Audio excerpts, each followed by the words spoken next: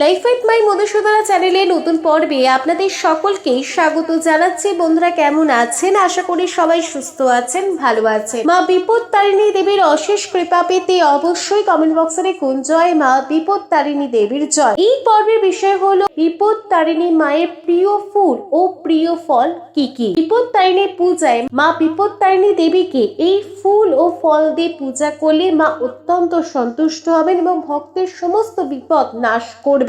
বিপত্তারিণী পূজায় মাকে সবকিছু 13 সংখ্যায় অর্পণ করতে হয়। সে পূজার ফুল হোক কি পূজার অন্যান্য সামগ্রী, সবকিছুই মাকে 13 সংখ্যায় অর্পণ করতে হয়। কেন বিপত্তারিণী পূজায় 13 সংখ্যায় সবকিছু অর্পণ করা হয় মাকে? যদি আপনি মাকে 13 সংখ্যায় সবকিছু অর্পণ না করতে পারেন, বিশেষ করে পূজার ফুল ও ফল, তাহলে কি করবেন? এর পাশাপাশি আমরা জানবো বিপত্তারিণী দেবীর পূজার মন্ত্র। সবটাই জানবো এই ভিডিও থেকে। ভিডিওতে যাবার আগে লাইফাইট মাই মধুসূদনা চ্যানেলকে সাবস্ক্রাইব করুন, লাইক কমেন্ট শেয়ার করুন, ধার্মিক হয়ে নোটিফিকেশন ঘন্টাটা বাজিয়ে দিন। মা দুর্গার 108 রূপের মধ্যে অন্যতম রূপ হলেন মা সংকট নাশিনী। সংকট নাশিনীর একটি রূপ হলো মা বিপত্তারিণী দেবী। তাই বিপত্তারিণী দেবী হলেন মা দুর্গারই একটি রূপ। ধর্মীয় বিশ্বাস অনুযায়ী মাকে ভক্তি ভরে পূজা করলে তার ভক্তদের সব বিপদ থেকে মুক্ত করে দেয়। আষাঢ় মাসের বিভিন্ন ব্রত উৎসবের মধ্যে অন্যতম ব্রত উৎসব হলো বিপত্তারিণী ব্রত বা পূজা। বিপত্তারিণী পূজার একটি বিশেষ নিয়ম হলো এই দিন মাকে 13টি কীর্তি বা লাল সুতো অর্পণ করা হয়। সেটি পূজার পর পুরুষেরা ডান হাতে, মহিলারা বাম হাতে বেঁধে থাকেন। একে রক্ষা সূত্র বলা হয়।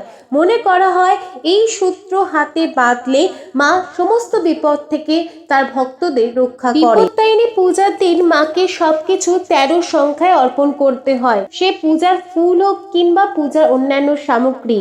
বিপত্তারিণী পূজার দিন রক্ষা কামনার উদ্দেশ্যে হাতে যে তাগা বাঁধা হয়, সেই তাগাতেও 13টি গিট দেওয়া হয়ে থাকে। কেন এই 13 সংখ্যায় সবকিছু মাকে অর্পণ করতে হয় বিপত্তারিণী পূজার দিন? বিপত্তারিণী পূজার উপকরণ হলো একটি কুচা নৈবেদ্য, একটি ভোগের দ্রব্যাদি, ছোট চাঁদমালা, শাখা, লোহা, আলতা, সিঁদুর কৌটো, সশিষ্টা, লাল সুতো, পুষ্প, তুলসী পাতা, দূর্বা, বিল্বপত্র, জবার মালা, ধূপ, ধুনা, দেবীর শাড়ি। এছাড়াও লাগে 13 প্রকার ফলের ডালা, 13টি পান, 13টি সুপুরি, 13টি লবঙ্গ, 13টি পৈতে। সবকিছুই মাকে 13 সংখ্যায় অর্পণ করা হয়ে থাকে। কেন মাকে 13 সংখ্যায় সবকিছু অর্পণ করা হয়? একটি বছরে 12টি মাস। এই 12টি মাস মা আমাদের রক্ষা করেন, সেই জন্য মাকে 12 সংখ্যায় সবকিছু অর্পণ করা হয়। আর একটি হলো মা বিপত্তারিণী দেবী আমাদের সংসারকে রক্ষা করেন বলে তার জন্য আরেকটি, সেই কারণেই মাকে সবকিছু 13টি করে অর্পণ করা হয়ে থাকে। 2025 সালে 1432 বঙ্গাব্দের বিপত্তারিণী পূজা কবে কবে পালন করা হচ্ছে? আষাঢ় মাসের শুক্লা দ্বিতীয়া তিথি থেকে নবমী তিথির মধ্যে যে শনিবার ও মঙ্গলবার পরে, সেই শনি ও মঙ্গলবারে বিপত্তারিণী পূজা করা হয়ে থাকে। 2025 সালে বিপত্তারিণী প্রথম ব্রত 28 জুন 2025 বাংলা 13ই আষাঢ় 1432 শনিবার।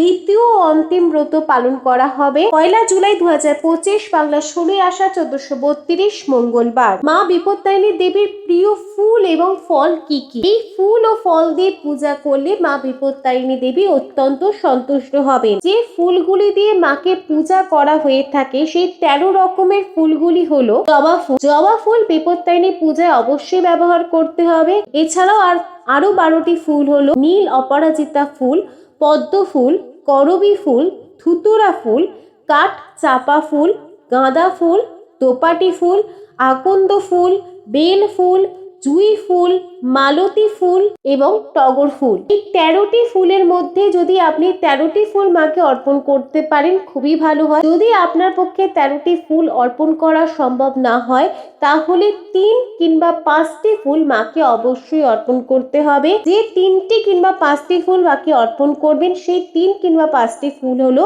জবা ফুল, নীল অপরাজিতা ফুল, পদ্ম ফুল, গাঁদা ফুল ও ধুতুরা ফুল। মায়ের প্রিয় ফলগুলি কি কি? যে জিনিসপত্র আষাঢ় মাসের সময় সহজে পাওয়া যায় সেই ফুল ও ফল দিয়ে মাকে পূজা করা হয়। বিপত্তারিণী পূজায় যে ফলগুলি ব্যবহার করা হয়ে থাকে সেই 13 রকমের ফলগুলি হলো আম, জাম, লিচু, কলা, শসা, কাঁঠাল, জামরুল, ডালিম, আনারস, মৌসুম্বি লেবু, বাতাবি লেবু, আঙুর ও আপেল। কথায় বলে না, বিপদ তো বলে আসে না, বিপদ এলেই মনে আসে প্রবল দুশ্চিন্তা। তখন মনে হয় ঠিক কি করলে এই বিপদের হাত থেকে মুক্তি পাওয়া যায়। তাই মনে ভক্তি ও বিশ্বাস রেখে এই মন্ত্র দিয়ে যদি মা বিপত্তারিণী পূজা করা হয় তাহলে সকল বিপদের হাত থেকে রক্ষা পাওয়া যায় এবং মনের সকল বাসনা পূর্ণ হয়। মন্ত্র যথা माशी पुण्यतमे विप्र माधवे माधव प्रिये नावम्यां शुक्ल पक्षेश्च बाशरे मंगल शुभे सर्परिक्षे च मध्याह्ने जानकी जनकालये आविर्भूता स्वयं देवी जोगेषु शोभनीयुचा नमः सर्वमंगल्ये शिवे सर्वार्थ साधिके शरण्ये त्रयंबके गौरी नारायणी नमोस्तुते। लाइफ উইথ মাই মধুসূদনা চ্যানেলের সঙ্গে থাকার জন্য অনেক অনেক ধন্যবাদ।